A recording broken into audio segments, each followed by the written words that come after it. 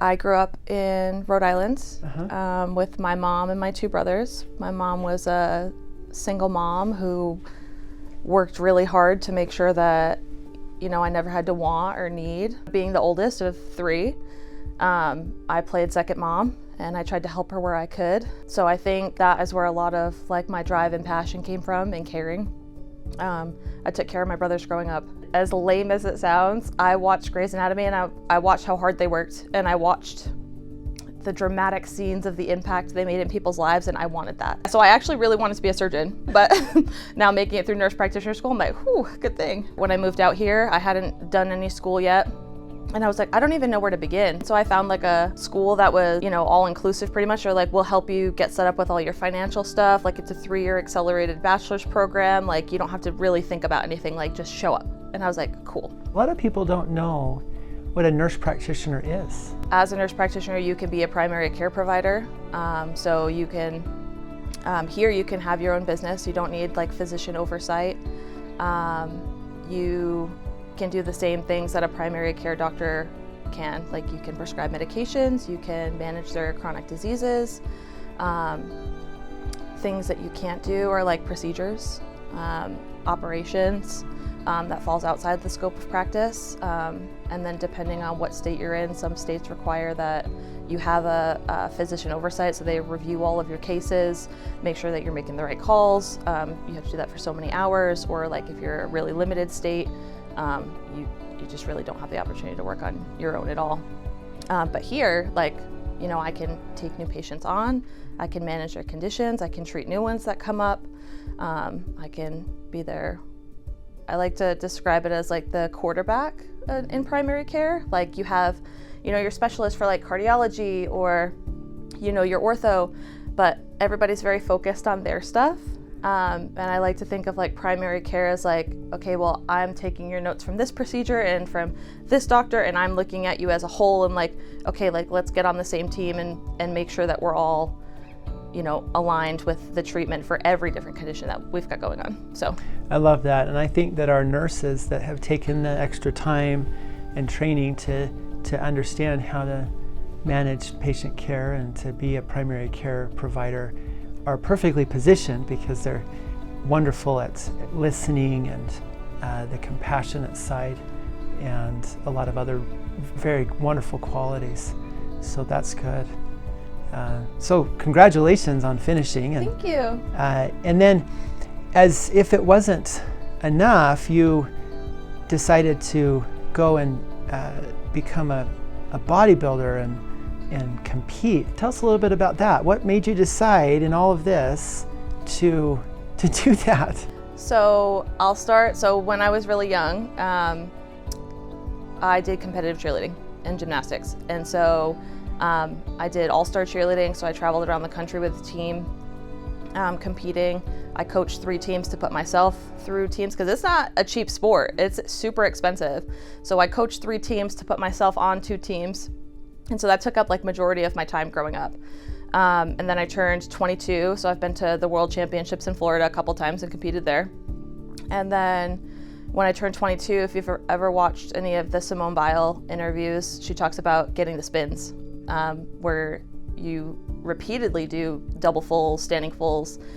It's muscle memory, and then you come to a point where you can't feel where you are anymore in time. And so you just start opening up halfway through because you're scared, because you're like, I can't feel where I am. And at 22, like, that's right as I moved out here. And so I was like, you know, like, let me find a different sport. So then I picked up CrossFit. And I was great at CrossFit, and I loved it. I loved the team atmosphere, the community. There is like nothing better than the community of CrossFit. Like, they're so fun. And I got peer pressured into an Olympic weightlifting competition. That's usually how it happens. Yes, yeah. So I was like, absolutely not. You won't catch me doing that. They were like, come on, it'll be so fun. And Olympic weightlifting is snatch and clean and jerk. Just those 2. So finally I was like, okay, fine, I'll do it. So I went out there and I bombed my first competition. I dropped every single snatch, missed. And I was like, there's no way I'm gonna start in a sport like that. Like, it's just not me. So I went out and found a coach. Debbie over at Praxis Olympic Weightlifting in South Jordan here, and she is phenomenal. She took me in, she coached me. I made nationals my first year. I had Olympic dreams. I wanted to go to Paris 2024 this year, but I had an osteochondral defect they found in my knee, and I thought I had tore my meniscus, and so I went and got an MRI, and the first thing the surgeon said when he called me was, "I'm so sorry, I really wish that I was calling to tell you that you tore your meniscus." Oh. Nobody wants to hear that. And so he told me what I had, and he told me the procedure I needed to fix it, and so I said, "Okay, when?" And they said, "Well, why don't you come into the office, we'll talk about it." I was like, "Okay." So I go in, and the first surgeon I met with was like, "I'm not sure, I don't do this procedure very often, like I'm not sure that you'll be able to go back to weightlifting." Mm-hmm. And I was like, okay, well that's not an option. So like what else can I do? And so I ended up meeting with a second surgeon, and he was like, "Well, I do this procedure like fairly regularly." He's like, I think we can get back there.